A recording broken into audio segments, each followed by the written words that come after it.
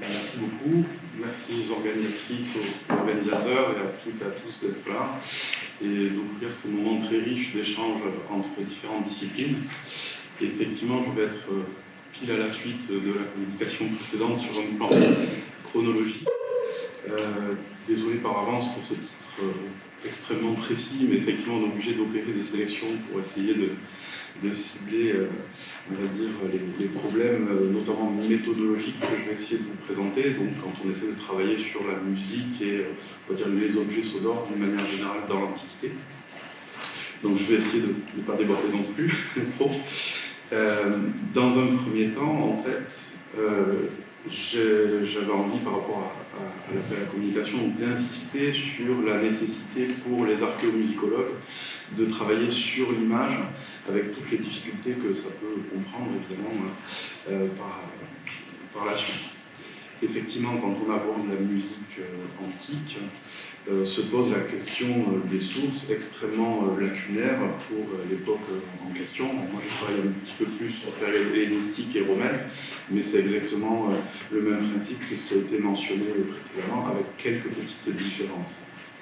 On trouve bien évidemment d'abord des témoignages indirects, peut-être contrairement à tous les films et tous les témoignages qu'on a eus depuis le début de ce colloque. On vous envie de pouvoir travailler sur des documents de cette nature, mais effectivement on ne les a pas à notre disposition. Il existe quand même dans l'Antiquité, et c'est toujours important de le rappeler parce que c'est assez peu connu, des tentatives de transcription du son, des partitions si vous voulez, et des tentatives de sauvegarder le fait musical, même si ce sont des documents qui sont extrêmement rares et lacunaires. Je vous en propose deux exemples qui sont bien connus. Donc l'hymne à Apollon, un des deux hymnes à Apollon qui a été retrouvé sur le trésor des Athéniens dans le sanctuaire pandélytique de Delphes, donc qui est une offrande inscrite sur le trésor bâtiment. Et donc il y a un document épigraphique qui est assez important. Vous avez là juste un extrait qui est conservé in situ dans le musée de Delphes. C'est le document le plus long, on va dire, musicalement de l'Antiquité. Et pour ceux donc, qui ne connaissent pas forcément trop ce système de notation, les musicologues m'excuseront si je fais au plus simple, mais c'est une sorte de tablature, si vous voulez, où l'alphabet sert aussi à noter les hauteurs relatives. Et pour chaque syllabe, vous avez un tout petit signe qui est inscrit au-dessus, qui reprend les lignes de l'alphabet, qui indique des notes.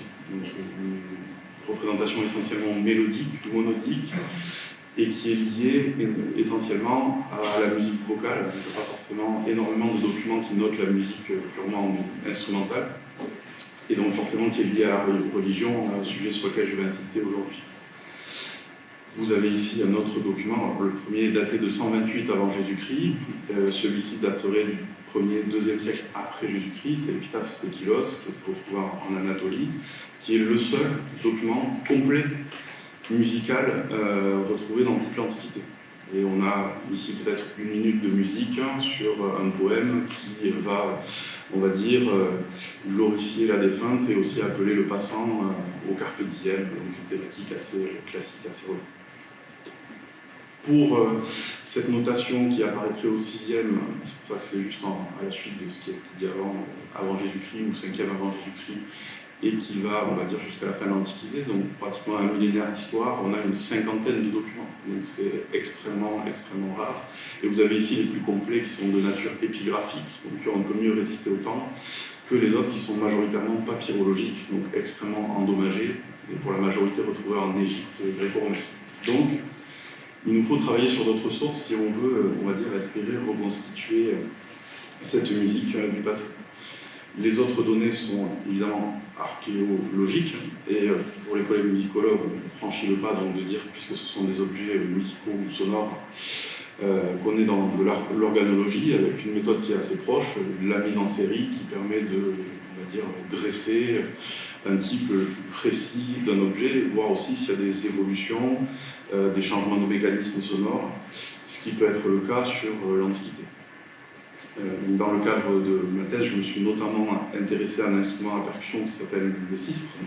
On va accumuler toutes les données possibles à partir de la bibliographie. Quand elles ont un contexte, ça donne cette cartographie.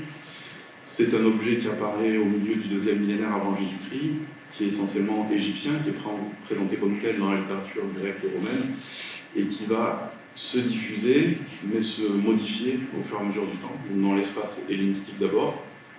Il perd ses sonnailles, et les branches qui étaient fixes au départ deviennent mobiles, donc on a un changement. Et ensuite, il va être fabriqué essentiellement à Rome et rediffusé depuis l'espace italien, qui est devenu un peu une première globalisation avec ses modèles dans le reste du bassin méditerranéen. Donc on a quand même quelques données, mais là aussi on sait qu'avoir les possibilités sonores d'un objet, ça ne laisse pas présager grand-chose quant aux usages concrets. On a déjà du mal à reconstituer les gestes et la musique baroque il y a quelques siècles, donc quelque chose qui a 2 millénaires et demi. Bon, il faut être très modeste par rapport à tout ça. Vous avez compris, je vais surtout agir de façon prudente pour vous montrer ce qu'on peut faire et ce qu'on ne peut pas faire. Les témoignages littéraires, eux, sont très stéréotypés, donc ils nous apprennent des choses sur, on va dire, les paysages sonores. On reviendra sur cette définition peut-être ensuite. Mais ils restent quand même problématiques parce qu'ils s'entremêlent avec d'autres préoccupations morales, religieuses.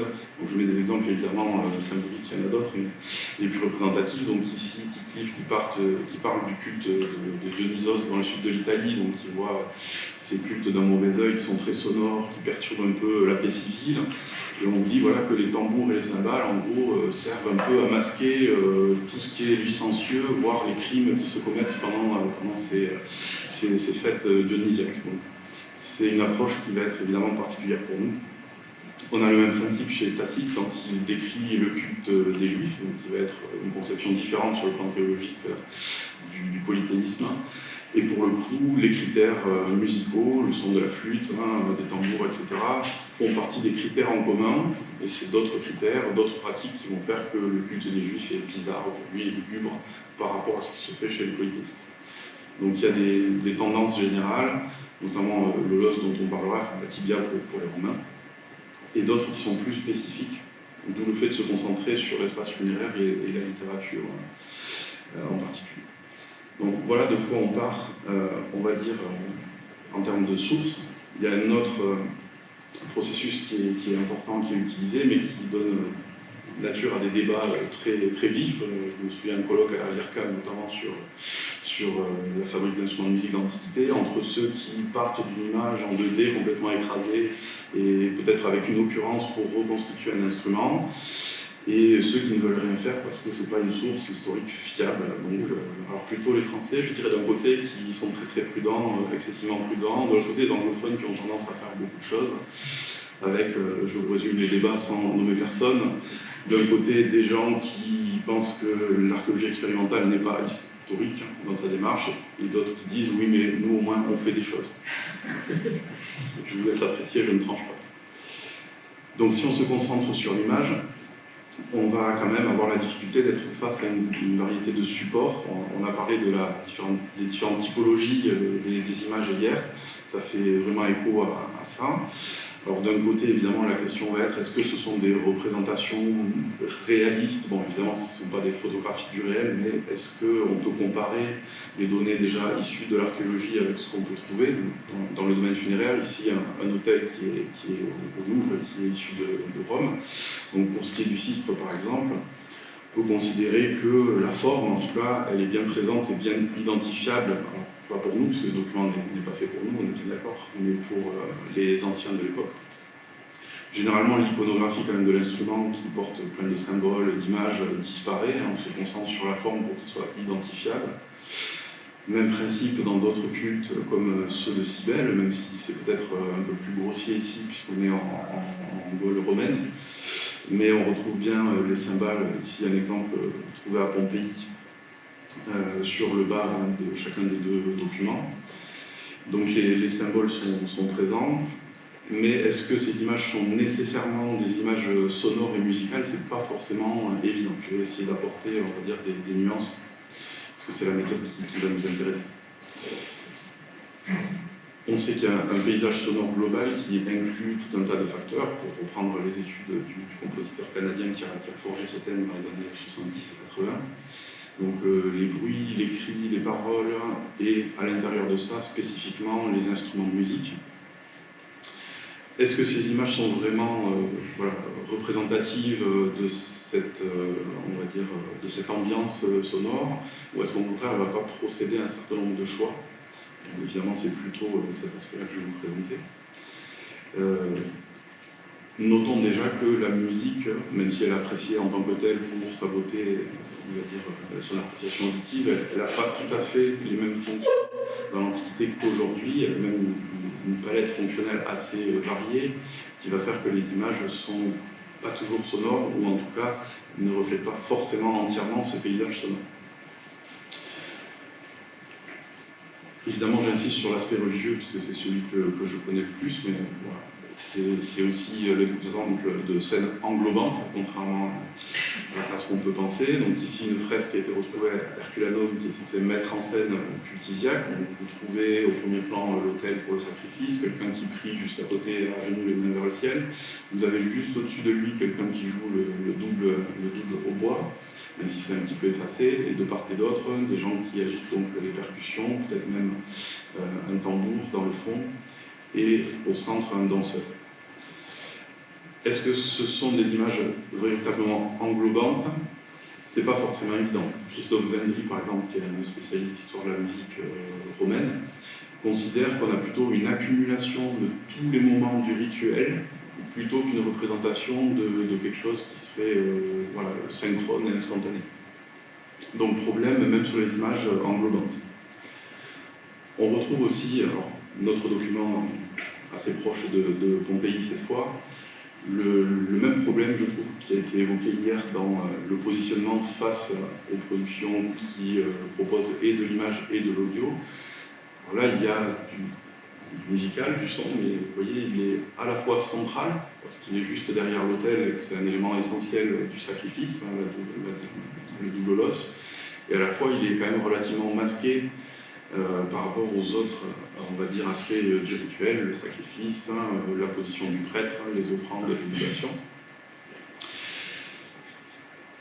Ça reflète quand même une fonction de la musique qui est avant tout religieuse, et ici, soit la musique sert d'offrande à la divinité, donc elle n'est pas forcément là pour décorer, elle a une utilité vraiment rituelle, soit elle permet aussi d'éloigner les mauvaises influences. On fait quelque chose de très rapide, mais c'est ce qui est attesté. Le double holos est systématique dans les rituels, quels que soient les types de cultes religieux.